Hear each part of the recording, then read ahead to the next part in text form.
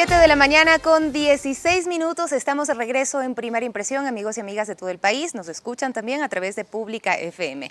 Nuestro siguiente invitado es Ernesto Kruger, emprendedor ecuatoriano con más de 400 proyectos tecnológicos exitosos, todo un mérito, y nosotros por eso lo hemos invitado para hablar de innovación, de empleo, de competitividad, cómo mejoramos este índice que nos ubica a nuestro país en el puesto 97 en el Global Innovation Index, pero más allá de las cifras, ¿qué representa esto para nuestro Ecuador? Vamos a revisar la siguiente nota, algunas de las preocupaciones de los ecuatorianos precisamente pensadas desde el tema de la innovación y el empleo. 5 millones de ecuatorianos no cuentan con empleo pleno, una realidad que preocupa a todos en el país y por lo cual es un tema puesto a discusión en el acuerdo nacional impulsado por el gobierno, el cual asegura estar trabajando en planes para modificar estas cifras. Desde la Federación de Cámaras Binacionales, su presidente Miguel Ángel Puente considera que la única salida es la dinamización de la economía, donde un instrumento fundamental son reformas laborales. Reitero, que de ninguna manera afecten la estabilidad, que de ninguna manera afecten los derechos adquiridos de los trabajadores. Debemos entender que la legislación tiene que adaptarse a los tiempos. El tiempo no puede adaptarse y la realidad de la humanidad no puede adaptarse a la legislación de 1938. El ministro de Trabajo subrogante, Héctor Guanopatín, añade que en ese sentido los cambios deben producirse también en áreas como la educación. Para crear una educación dual que haga que nuestros jóvenes se capaciten en actividades productivas. Es que esa capacitación es fundamental también cuando se habla de emprendimiento, pues además de lo complicado que es emprender en el país, no existe un seguimiento a estos negocios, señaló Ana Correa, presidenta de la Red de Mujeres Líderes. El tema es que cuando emprenden lo hacen en actividades en las que ellos son hábiles, son expertos, tienen algún conocimiento, pero sin detectar una necesidad en el mercado, por ejemplo. No obstante, desde el Parlamento Laboral se insiste en que nada puede cambiar si no existe un verdadero compromiso del sector empleador, en lo referente a inversión, así como en la tecnificación. La empresa nacional es una empresa familiar, que se quedaron estancados en tecnologías de la década de los 50. Así es. Y los explotan hasta el máximo. Y si no hay inversión, entonces no somos competitivos, hay que regresarle a ver al trabajador para bajar el salario para ser competitivos, cuando en la práctica deberíamos motivar una alta inversión que nos permita competir. Planteamientos válidos que se deberán acoger si se busca un Ecuador generador de empleo. Alex Llanos, Medios Públicos. 7 de la mañana con 18 minutos. Acabamos de ver las impresiones del programa de ayer de Ecuador al Futuro, donde hablábamos también de innovación y también de competitividad y empleo. Ernesto Kruger, les decíamos, emprendedor ecuatoriano con más de 400 proyectos tecnológicos exitosos, es nuestro invitado. Le planteamos cómo se encuentra, cuál es la salud y en el contexto de innovación en nuestro país. Hola, mira, lo más interesante es que Ecuador tiene una capacidad de emprendimiento muy alta. Pero yo siempre digo, el emprendimiento solamente es una posibilidad de que algo tenga éxito. El Ecuador, en cambio, no es un país innovador, es decir, que tenga un éxito comercial o un éxito sostenible. Y hay muchos factores que afectan esto. Uno de los factores más importantes es que existe un marco regulatorio muy contradictorio para emprender, para comenzar algo. Es tan complicado que tantos trámites, tantas cosas, el pobre emprendedor al final del día no puede caminar en una maraña de tramitología. Si a eso le sumas que esto converge con un tema de tipo financiero, en donde no existe también la cultura del capital de financiamiento a emprendimientos basados en ideas, porque un banco no te financia la idea si no tienes activos que te sustenten. Entonces, esos dos factores creo que coadyuvan a que el Ecuador tenga dificultades en cuanto a ser innovador, es decir, en cuanto a producir. Porque lo que decía la nota es que tú tienes muchas peluquerías, muchas cosas de esta naturaleza que son que la gente busca lo que más o menos sabe hacer para poder realizar algo y suplir la falta de empleo, que es otro de los temas del Ecuador. Simplemente es un emprendimiento de bajo valor. Entonces el Ecuador tiene que pensar en realizar innovación de alto valor. ¿Qué quiere decir esto? Producir cosas que sean para el mundo, que sean cosas para el mercado global. Porque ahora que estaba en la nota anterior, que a tu invitado anterior estaban hablando del tema de la integración con Chile.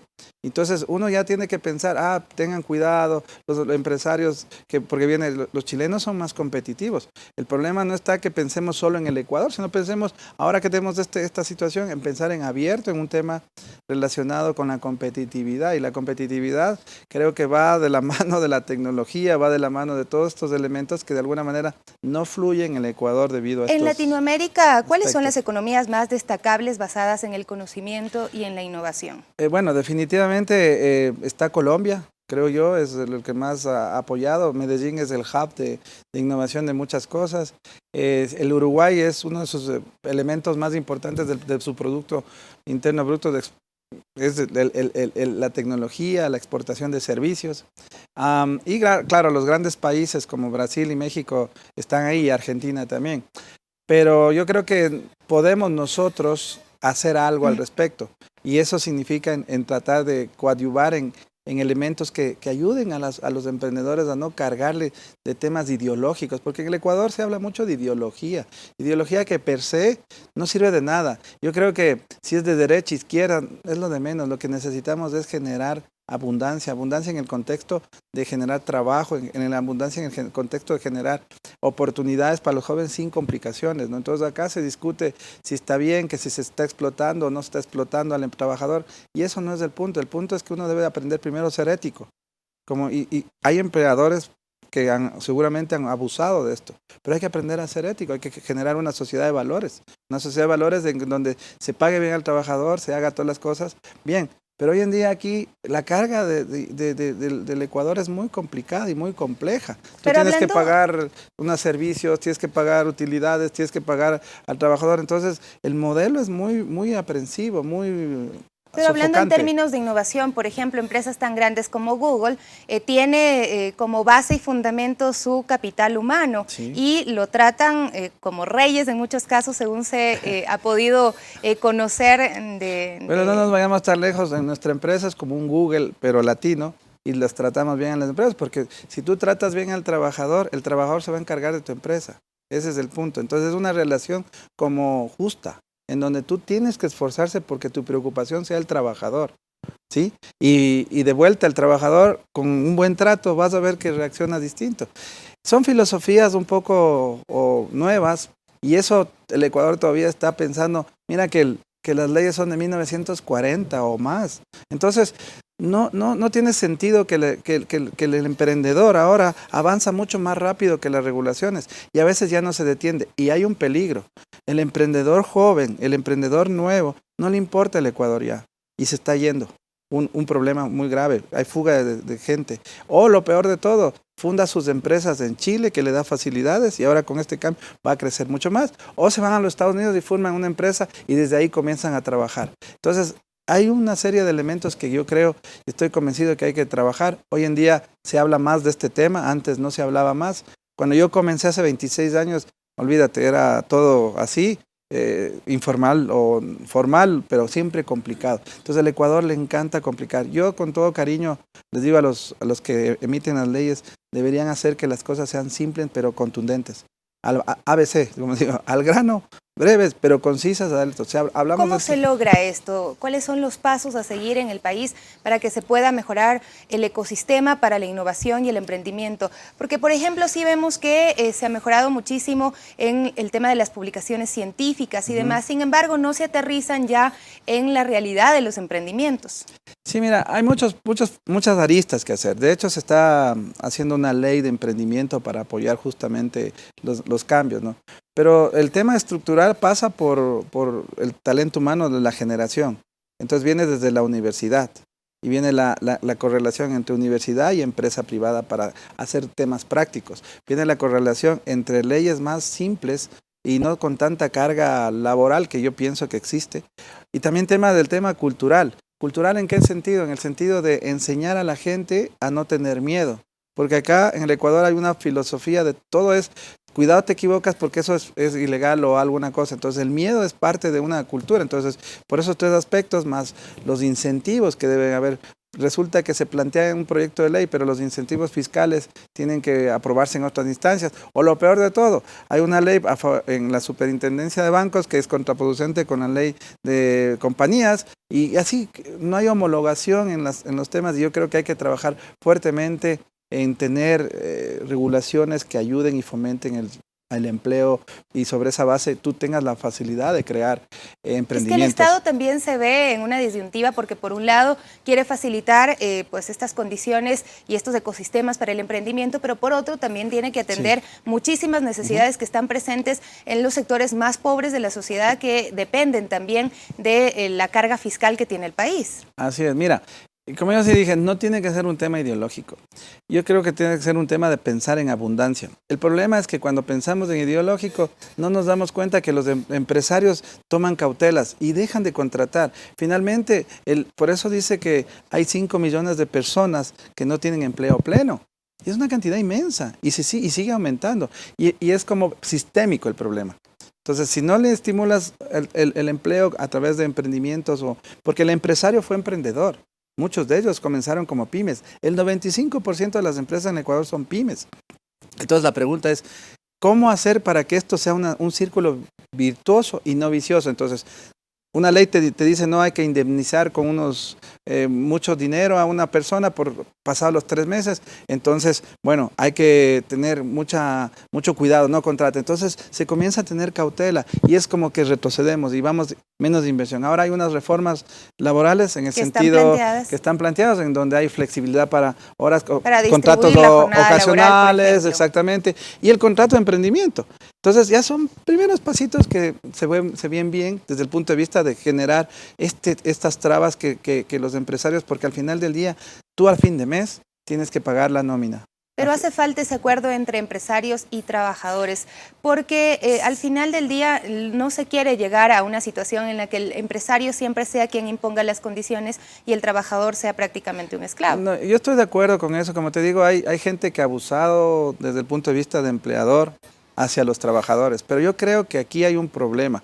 Si no hay un diálogo que se entienda que el problema es sistémico, que si no flexibilizamos las posiciones, la situación se complica para todos. Y eso es porque es perverso, ¿no? Todo es sistémico. El empleador no contrata menos, produce menos, vende menos. Al final sigue de vuelta, ya no contrata menos. Después despide gente menos. Entonces al final termina en un círculo vicioso que termina quitando las capacidades de producción y disminuyendo sus capacidades de producción precisamente porque tiene temor y este tipo de cosas. Ernesto, ¿cuál es la industria en nuestro país que más necesita innovar como con urgencia? Yo creo que toda la industria, digamos, de manufacturera, ¿no?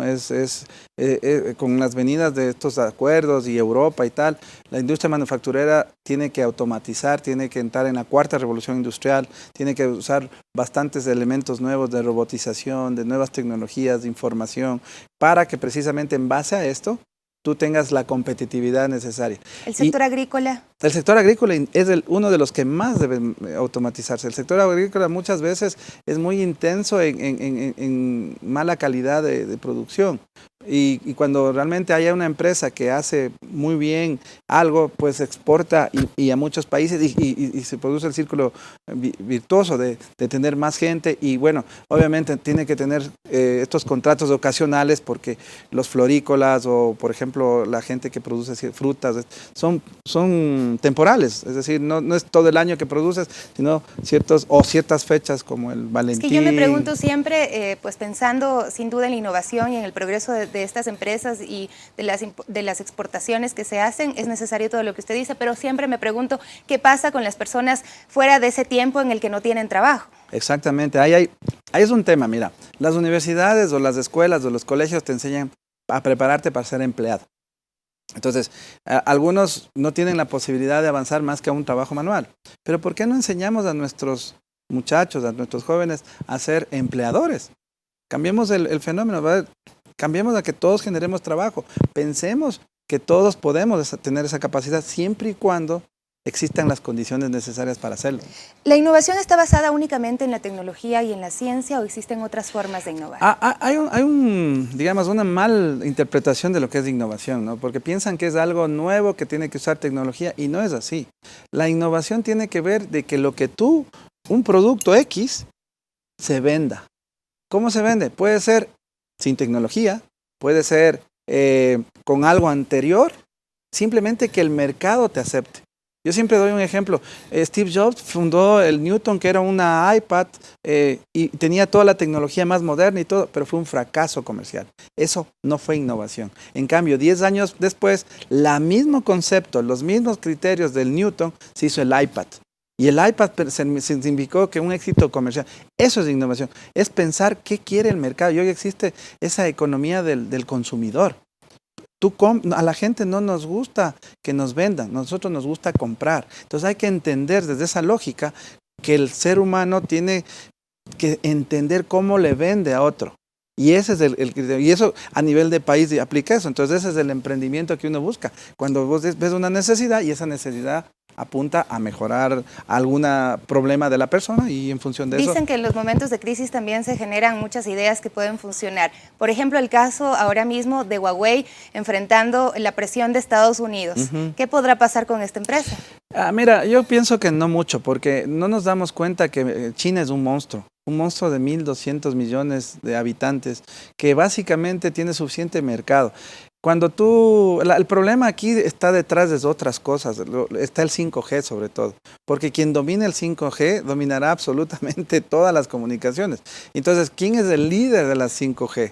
Es Huawei. Y entonces Estados Unidos no tiene una contraposición a eso. Y entonces una forma es comenzar a hacer este tipo de, no sé si inventos, de que puede ser contra la seguridad nacional o tal, pero es una situación claramente que es la guerra del 5G. Es la guerra global de las comunicaciones de alta velocidad, en donde el 5G, para que tengamos una idea, es coges una película y en 2 segundos te la bajaste. Entonces, y remoto. Ya está desarrollada esta tecnología en China. Ya está desarrollado, ¿no? Ya está funcionando. Ya los grandes eventos como en Barcelona, el World Mobile Congress, ya está todo listo. Pero la respuesta americana es muy, muy pequeña esto, ¿no? En Europa les gusta el libre mercado, pero siempre y cuando no les afecte a ellos. Yo creo que es una situación un poco coyuntural, ¿no? Entonces más es un ataque hacia, oye, momento, nosotros tenemos que tener equilibrio en el mundo. Pero entonces, entonces te voy a poner restricciones. Es más que nada eso. Pero la tecnología per se sigue avanzando, ¿no? Y el mundo como tal, en algunos países Huawei sigue aceptándose, en otros no. Y claramente es una lucha de poder por quién tiene la fuerza para dominar la tecnología, ¿no? Hablando ya de nuestro país nuevamente, se vuelve luego dependiente de quienes sí lo han hecho. Exactamente, y ese es el gran brecha, el peligro que tenemos. Ecuador sigue pensando, discutiendo que la ley, que la flexibilidad, que etcétera, etcétera, pero en el mundo ya de alto rendimiento no se está pensando en eso, se está pensando en robotización. ¿Te acuerdas con Oppenheimer?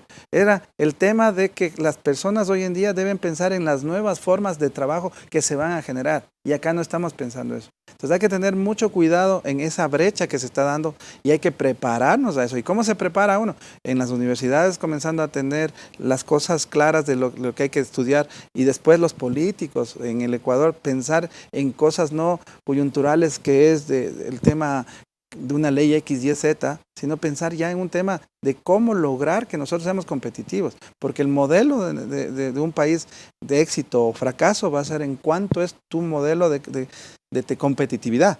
Y eso es lo que el Ecuador, yo creo que estamos un poquito lejos y estamos muy ideologizados, me parece. Yo creo que hay que quitar, mira, yo siempre digo el ejemplo más claro. ¿Cuál es el país más ideologizado de la derecha? Singapur. ¿Y cuál es el más ideologizado de la izquierda? China. Los dos venden. La clave es vender. Muchísimas gracias por acompañarnos el día de hoy, Ernesto Kruger, emprendedor ecuatoriano con más de 400 proyectos tecnológicos exitosos. Nos despedimos ya. Enseguida viene Vanessa Hervás con Telediario. Quédese con nosotros también a través de Pública FM 105.3 FM. Hasta pronto.